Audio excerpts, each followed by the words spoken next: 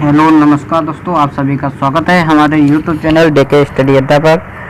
आज का हम टॉपिक लेकर आए हैं पर्यावरण से संबंधित बहुत ही महत्वपूर्ण क्वेश्चन जो वन लाइनर में दिए हैं, जो कि टेट, सीटेट और सुपर टेट के लिए अत्यंत महत्वपूर्ण है। पहला प्रश्न देखते हैं कौन सा है। पहला प्रश्न है, राजीव गांधी के नेतृत्व में पर्यावरण एवं वन मंत्रालय का सृजन किया गया था। कब किया गया था दोस्तों? तो इसका सही जवाब 17 सितंबर 1985 को। और किसके नेतृत्व में किया गया था? राजीव गांधी के नेतृत्व में। बहुत ही इम्पोर्टेंट क्वेश्चन है ये। नेक्स्ट है, पर्यावरण संरक्षण पारित कब किया गया था? पर्यावरण संरक्षण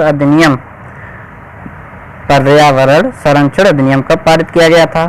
1986 में। का जवाब है 1986। नेक्स्ट है, राजीव गांधी ने अपने शासनकाल में शुरू किया था, क्या शुरू किया था? गंगा कार्य योजना। इसको गैप भी बोलते, साथ फॉर्म में आ जाएगा गैप। किसको कहते हैं? तो क्या होता है? गंगा कार्य योजना। कब हुआ था? 1985 को। नेक्स्ट है, इंदिरा गांधी द्वारा 1972 में विश्व की सबसे बड़ी वन्य जीव परियोजना प्रारंभ की गई थी। किसके समय में?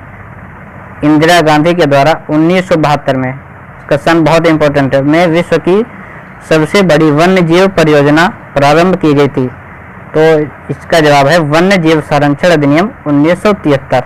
ये आता बहुत है क्वेश्चन, वन्य जीव संरक्षण अधिनियम कब लागू हुआ था? 1973 में, 1973।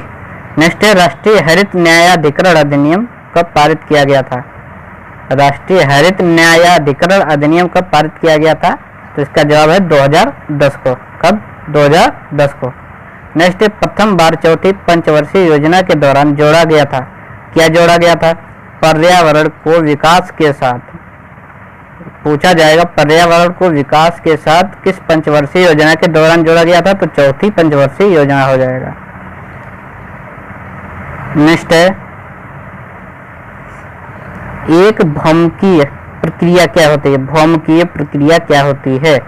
क्या होती है? अपक्षय। क्या होती है दोस्तों? अपक्षय। भौमिकीय प्रक्रिया अपक्षय होती है। नेक्स्ट है, जो पौधे सूर्य के पूर्ण प्रकाश में सबसे अच्छी तरह विकसित होते हैं उन्हें क्या कहते हैं? जो सूर्य के पूर्ण प्रकाश में सबसे अच्छी तरह विकसित होते हैं, सूर्य के पूर्ण प्रकाश में सबसे अच्छी तरह विकसित होते हैं, उन्हें क्या कहते हैं? हीलियोफाइटस। हीलियोफाइटस। नेक्स्ट है, प्रकाश की कम तीव्रता में सबसे अच्छे उगते हैं।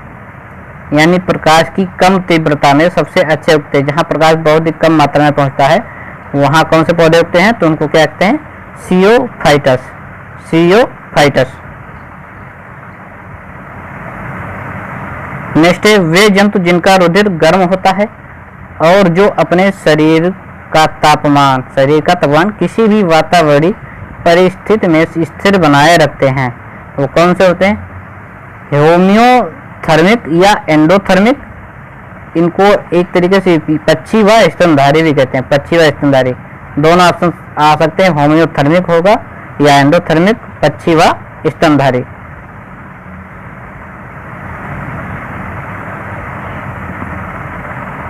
नेक्स्ट है, वायुमंडल का ठंडा होना या गर्म होना प्रत्यक्षता सूर्य ताप के कारण ना होकर किस पर निर्भर करता है? किस पर निर्भर करता है दोस्तों? भौमिक विकिरण पर। भौमिक विकिरण पर। नेक्स्ट है, मानव व पर्यावरण संबंधित टॉपिक जो नेक्स्ट नया शुरू होने वाला है। मानव को सामूहिक जीवन प्रदान किया।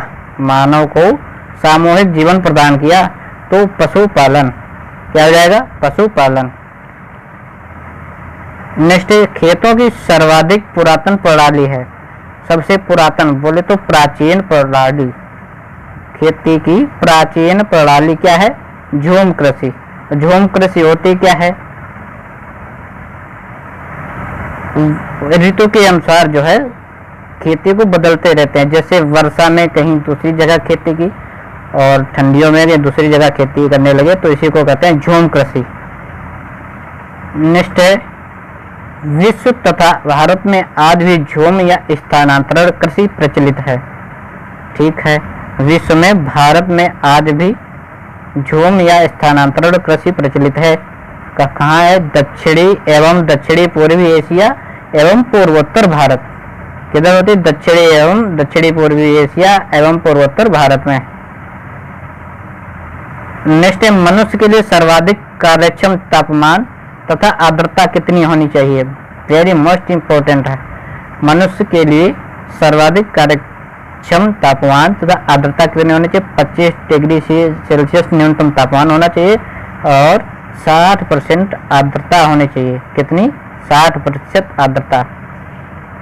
नेक्स्ट है, औद्योगिक क्रांति सर्वप्रथम कहाँ प्रारंभ हुई थी? औद्योगिक क्रांति सर्वप्रथम कहाँ प्रारंभ हुई थी? तो कहाँ हुई थी? इंग्लैंड में। औद्योगिक क्रांति इंग्लैंड सर्वप्रथम। नेक्स्ट है, सांस्कृतिक पर्यावरण के विभिन्न तत्वों का विकास एवं संवर्धन किस काल में संभव हुआ? तो किस काल में संभव हुआ? कृषि विकास के विभिन्न चरणों एवं अवस्थाओं में। नेक्स्ट, मानव भूगोल के जन्मदाता की संज्ञा प्रदान की गई थी? किसको? मानव भूगोल के जन्मदाता पूछा जाए, मानव भूगोल के जन्मदाता कौन है? तो कौन है?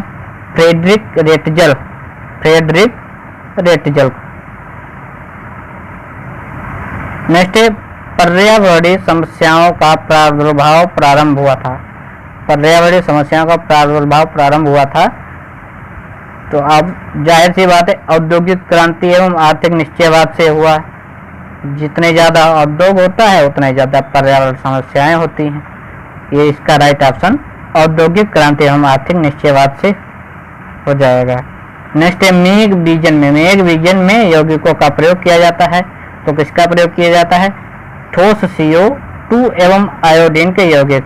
ठोस CO2 बोले तो बर्फ, ठोस CO2 बर्फ होती है, कार्बन डाइऑक्साइड ठोस CO2 होती है, एवं आयोडीन के यौगिक।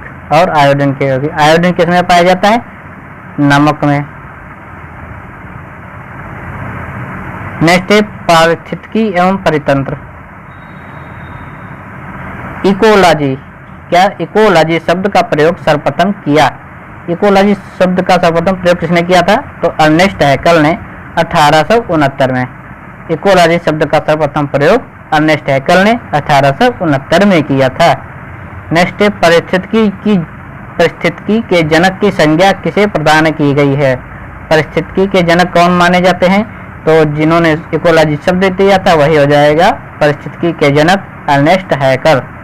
नेक्स्ट है, पारिस्थितिकी के अंतर्गत पारस्परिक अध्ययन किया जाता है। किसका अध्ययन किया जाता है दोस्तों? पारिस्थितिकी के अंतर्गत पारस्परिक अध्ययन किया जाता है वातावरण एवं जीव समुदाय का। किसका? वातावरण एवं जीव समुदाय का। नेक्स्ट है, रंध्रों का खुलना। रंध्र बोले तो छिद्र और बंद होना निर्भर करता है किस? जो पत्तियों में रंध्र होते हैं, पेड़ों की जो पत्तियों में रंध्र होते हैं उसी के लिए कहा गया रंध्रों का खुलना और बंद होना किस पर निर्भर करता है?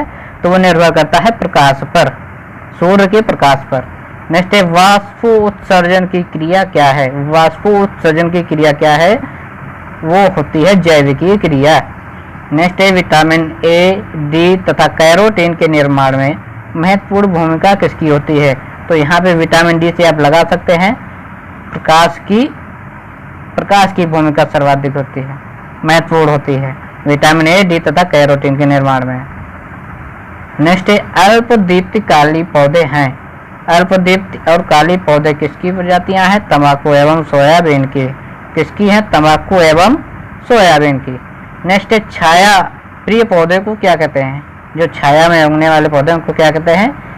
हेलियोफोबस। क्या कहते हैं? हेलियोफोबस।